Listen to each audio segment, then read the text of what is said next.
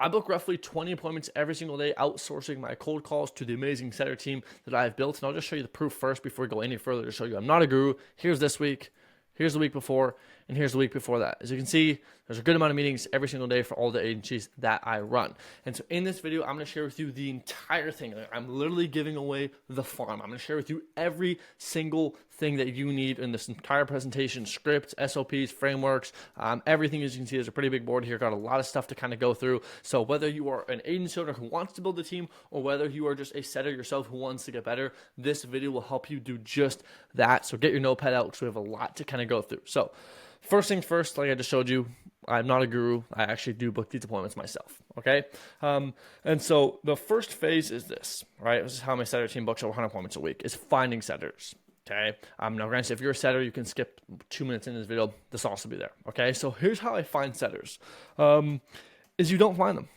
Right? You're not going to find killers, you're going to build them. And so at the beginning, most people are not good enough to hire the best setters, so you have to build them. So here's the places where I find them, and I'll show you how I train them to become killers, right? I find them in places like courses, like Digital Launchpad, schools, specifically self-improvement communities like Hamza's community, Facebook groups that are oriented around setting and sales, or Discords that are based around agency or appointment setting, okay? And in all these groups, I want to make job postings. I'll show you just an example of one job posting. You can kind of tailor this as you need. Okay, so something like this, where basically you say, hey, looking for appointment setters, make X per close with what kind of audience, and then here's kind of, what the offer things are, and here's kind of what the requirements are. If this is something, you're looking for, DM me, right? And you can even share a little bit about the agency. That's just a very simple template message you can copy and paste, and you can kind of tailor it depending on the groups you're kind of in, right? If you're in a Facebook group oriented around setting, they're really going to be curious on what's the offer, what's the agency I'm working for, etc. Versus if you are in perhaps a school community with self-improvement, they're going to be more focused on how this can help them improve their life. Okay, so that's phase number one, is finding the setters. And I want to hone in on this. You're not going to find killers, you build them. Okay, so you're not going to find people that are amazing because they're already on good offers. You have to build them, which means you yourself have to become good at setting. Okay, and if you haven't already seen my entire YouTube training video, it's 4 hours long, on how I built my entire setter team, you can go watch that. I posted a couple days ago. Alrighty. Step number 2 is onboarding and experience. Right? Once you found the setters, it's time to onboard them. And I guess the only middle part in here is interviewing them. When I interview, all I'm looking for is, do they meet the requirements that I'm looking for? And do I think that they are coachable and have the ability to grow to become good? Okay, that's what I'm looking for, is, are they just a good culture fit? All right. After this is onboarding expectations. And so, like I said, the most important thing is culture. I want to make sure the culture is there. Are they a good culture fit? Are they savages? Okay. And I'll even show you some live, like how I talk to my setter team and how I motivate them, because it's a really big part of this, is setting the culture that comes from you, the owner, first. All right. 2 big things you want to talk about on these interview calls and onboarding is expectations and compensation. How much are they going to make, and what is expected of them? Are they expected to do $100 a day? Are they expected to do $400 a day? Are they expected to work 2 hours a day, 8 hours a day? You want to make sure that expectations are crystal clear, and so is compensation, because you don't want to have miscommunication, especially when onboarding, because next thing you know, you onboard a bunch of setters, you tell them to pay, and they're like, wait, what? That's not what we agreed on, and then they all leave, which we do not want to happen. Okay, so that's kind of what goes into the hiring process. As for how many guys, if you're starting out, I build teams with 5 to 10 guys. The reason why it's not 1 or 2 is because typically a few people you realize are not who they said they're going to be. They say they're killers, they say they're savages. You onboard them and they do like $2 in a week, and it's like, all right, see ya, I kick you out. Okay, and I'm able to do that because I have a bunch of other guys, and I want to train everyone at once. So we build this kind of like mini brotherhood cult-like vibe where everyone gets to know each other. They've been there from the beginning, etc. And that's why I bring on a couple more guys, so we can have this really good unity, this good community. Okay, like I said, onboard all at once, build a tribe. Okay, it's the biggest thing with this team, is you want to get them to start motivating each other for you. And so just to give you a bit of example what we do. First day of May, let's fucking get it, boys. Who's gonna book the first appointments month?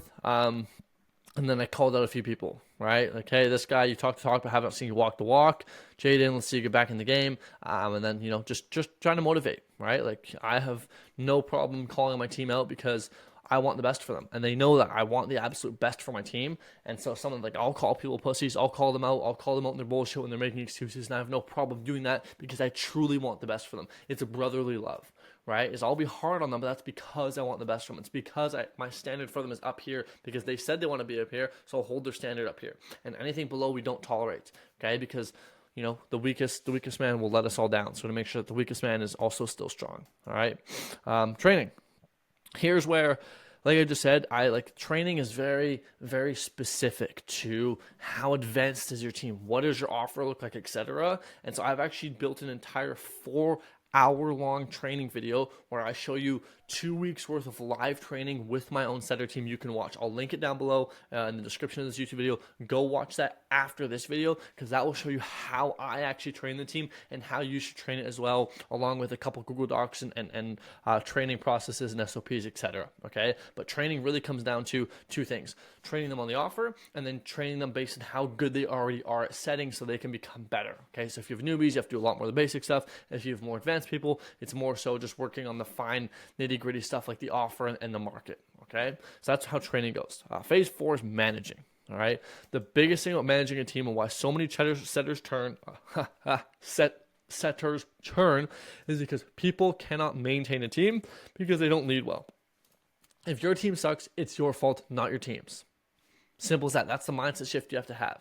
And so how I split up maintaining a team is really into two things: daily team calls and team communications.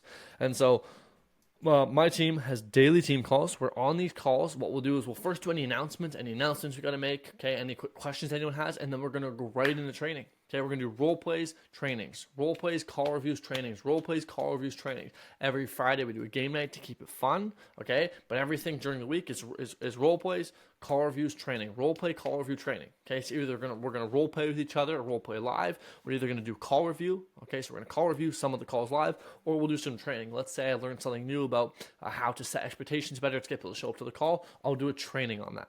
All right, and one other thing we like to do is something I like to call rapid fire objection handling. We'll do this thing where we just randomly at one moment throw out an objection, call a name. Hey Noah, I need to think about it. And boom, they have to handle it right there on the spot to see how good they're handling those objections, okay? And team communications. As you can see here, I'll even just show it to you if I go to Discord. Here's our wins chat. As you can see, we're booking a ton of appointments, okay, a lot of appointments. But yeah, so we have an accountability channel, just a setter team channel, a resources channel where all our resources are, okay, for all the stuff that I've shared with them, and then a role play thing, okay? And so that's kind of how we communicate with our team and how that kind of looks. Like, as you can see here, there's the channels, right? So wins is where I get everyone to post the wins and when they book meetings, accountability every single day, how many calls made, how many appointments did you book? Simple as that, just straight up accountability, okay? And so this is the little nitty gritty stuff of managing the actual team. Now, one other thing that you could do is put in like MTO3s or goal setting calls, right? Once a month or once a week, you could do a goal setting call one-on-one with everyone to find out, hey, like how has things been going for them? Or have they been progressing? Have they been, getting closer to their goals, etc.? And how can I help them? Okay, that's a big thing. It's just helping them, right? Your job as a leader is to help people get better. Okay, so that's what you need to be focusing on. Now, phase number, I think we believe on 5 is scripts and data. And I'll share with you some sauce in a second here, right? So there's a 4-step phase to building out scripts for your team. There's the opener, the pitch, and the offer, the objections, and then the booking process. And so here's actually a script that we're literally using right now that's working really, really, really well, which is like this. And notice how I build my scripts. Hey, is this name? Now, if you just read this like that, it sounds stupid. But if you actually say it how it should be read, this sounds very normal. And so just to explain this for a second, to make this make sense, when you're writing scripts, we write very different than we talk. So if you write your scripts only thinking about just how you write them out, it'll sound very weird when you say them, which is why when I write scripts, what I'll do is I'll say them out loud first, and then I'll write down how I actually said it. Okay, so for example, if you notice, this says, hey, is this name? Notice that, right? Hey, is this name? Versus, hey, is this name? Do you notice the difference? Which one sounds more natural? I'm sure you can guess very well. And that's what I want to reflect in the scripts that I make. Therefore, it makes it easier for my setters to say the words I want them to say and speak normally. Okay, so even like adding a bunch of dots, right, for a big pause. Hey, ... is this ... name? Question mark, question mark. Okay, and then also when you have a bunch of question marks, it helps with tonality. So if you see name question mark, is this John? Or is this John? Notice how when you add more question marks, you speak a little differently. Anyways, just kind of show you how the script is dissected from opener, pitch, offer, objections is this. Here's the opener. Hey, is this John? Right? And they'll be like, yeah, it's John. I'm like, hey, John, how's your day going? Right? And if they say, oh, my day's going good, how's your day going? Answer them. And if they don't, then you'll be like, hey, well, if I told you this was a cold call, would that make your day bad? And notice this. I spelt your like this on purpose, right? Because I don't want to write your. It sounds too perfect. Sounds too scripted, right? Would that make your day bad? Right? Kind of like a laughing voice. Okay, that's the opener. Right now they're gonna say, "Yep, that's gonna make it bad." You're like, shoot, I won't say that then. I guess I better come up with someone else to sound good. But give me 20 seconds and you can hang up. Does that sound cool? Right, boom, you go on. Now, once again, after the pitch, we're gonna go into the to the offer. All right. So reason for the call, John, is we work with niche to help them get X jobs in Y days without lock-in retainers, huge setup, and third world employees. Now, I know you've heard similar stuff like this. Let me ask you, guys running at full capacity right now, or you have some room to take on some extra people? Okay, that's the pitch. And if you've noticed or watched any of my cold call videos, every single thing you say in your cold calls have to end with a question so you keep control of the call, right? So they'll typically say like, yeah, we're at full capacity, but, and they'll give you some like weird objection. Okay. But then you're just going to go on and be like, okay, gotcha. Right. Sweet. And I guess like, what are you guys kind of doing now to get more people in the door? And here's where you ask questions, right? To get a bit of a better understanding of what's going on. And one of my favorite questions is once you ask them what they're doing to get more people in the door, ask them, why not double down on that? Why not just double down on that? Why look for something else? Why implement something else? And they're like, well, it just doesn't work the way we want it to. Okay. Gotcha. And how long has that been going on? 6 months. Or gotcha, John. Okay, right? And then you can book in the call, right? And so then basically you use the problem that they just said as framing to book in the call. All right, and when you're booking in, right, this is the booking. Here's objections. They'll give you objections here when you ask to book in. Well, I'm uninterested, I'm busy, what's it about, etc. That's where you handle objections. I have a whole video on that. Watch it separately. And then booking process, right? When booking, you want to give them the illusion of choice. Right, so it's like, hey John, okay, based on what you told me, it sounds like we could, would you be opposed to setting up a call with us to run through how it could maybe work for you? Yeah, that'd be good. Like, sweet. I got some time later today or tomorrow, which works better for you? Right, illusion of choice. Give them the illusion that they have a choice, but both of those are just good for us. Okay, we don't want them to say next week or next month. No, we want them to say now. Create that urgency. All right, and after they book, you want to double tie down. Hey, just sent you an email. Can you confirm that on your counter so it locks in your spot? And sweet. Right, name, we got set aside time to chat with you. Can I ask for one favor? Can I count on you to show up to the time you selected? All right, just a quick double tie down to make sure that they have commitment. Okay, so that is how we actually set up our script. Now, here's some funny. Remember, scripts mean nothing. What do I mean by that? Literally, I could give you the script and your team or you could book 0 appointments. Why? Because you don't understand how a cold call works or how to use the script properly. Okay? The same way that right now, if I give you Kevin Hart's script and you go up on stage, are people going to laugh? Probably not. Okay, and if they do, it's probably for the wrong reasons because the script doesn't make the person good, the person makes the script good. Okay, and so here's a data tracker. I wonder if I can even pull this up. No, I did not want to pull it up. Whatever. I can't pull it up. But you want to use a data tracker to track all your data. And so what that will look like is essentially you want to be tracking how many dials you make, how many pickups you get, how many people that picked up you pitch, other people you pitch, how many are interested, other people that are interested, how many booked. And you want to track all those metrics so you can understand where you're going wrong. Okay. Now just some sauce. I figured I might as well give you guys who's ever 13 minutes in. If you use GoiLevel or other places to call, especially GoiLevel, you can use this free website called Free Caller Registry to register your number to be less likely to end up in spam and have a better verification process, whatever the fuck it is. Okay. So you can go check this out. Free, easy to use, and you can use it to help the reputation of your numbers. So there's some sauce for you guys. Okay. Anyways, let's go down into this because this is really some sauce here. This is the setup, okay? So this is more of the team, right? How to find people, how to onboard them, how to train them, how to manage them, and then kind of how the scripts and data work, right? For giving that to them. But here's the actual setup, right? How to set up, like how to technically set up a team, okay?